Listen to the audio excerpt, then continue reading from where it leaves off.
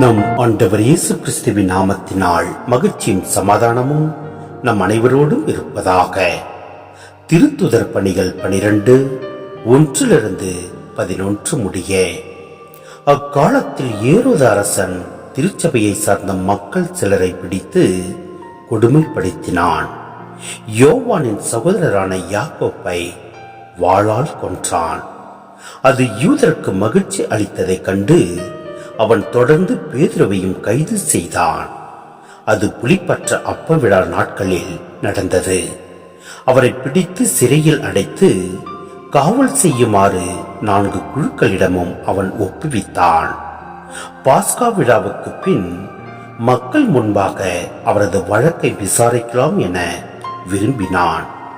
பேதுரு இவ்வாறு சிறையில் காவலில் வைக்கப்பட்டிருந்த போது திருச்சபை அவருக்காக கடவுளிடம் உருக்கமாக வேண்டியது. ஏரோது அவரது வழக்கை கேட்பதற்கு முந்தின இரவில் பேதுரு படைவீரர் இருவருக்கு இடையே 2 சங்கிலிகளால் கட்டப்பட்டு தூங்கிக் கொண்டிருந்தார். காவலர்கள் வாயிலுக்கு முன் சிறையை காவல் செய்து கொண்டிருந்தார்கள். அப்போது ஆண்டவரின் தூதர் அங்கு வந்து நின்றார். அறை ஒளிமயமாகியது.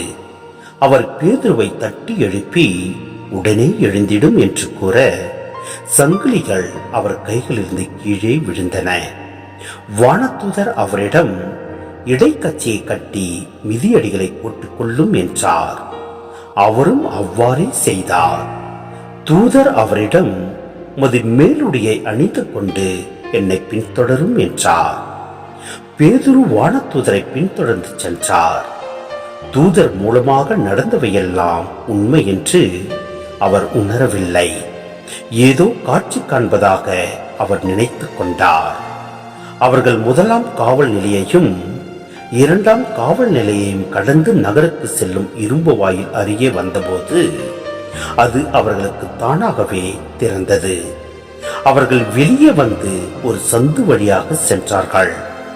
உடனே வானதூதர் அவரை விட்டு அகன்றார்.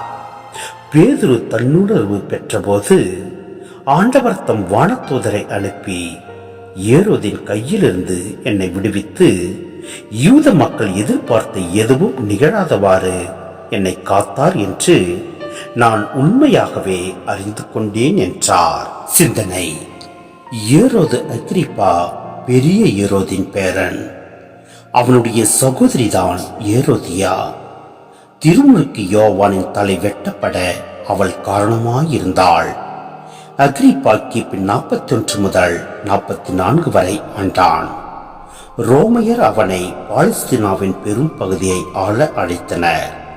தம்மை எதிர்த்த யூத தலைவர்களை அன்று அவன் திருப்திப்படுத்தினான்.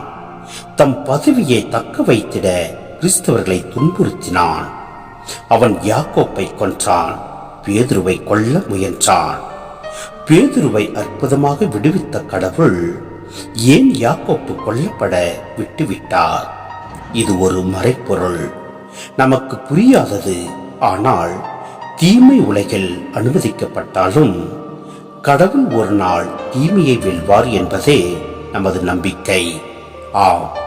யோபு அதிகாரத்தில் நாம் பார்க்கின்ற போது நாம் அனைத்தையும் அறிந்து கொள்ள புரிந்து கொள்ள முடியும்.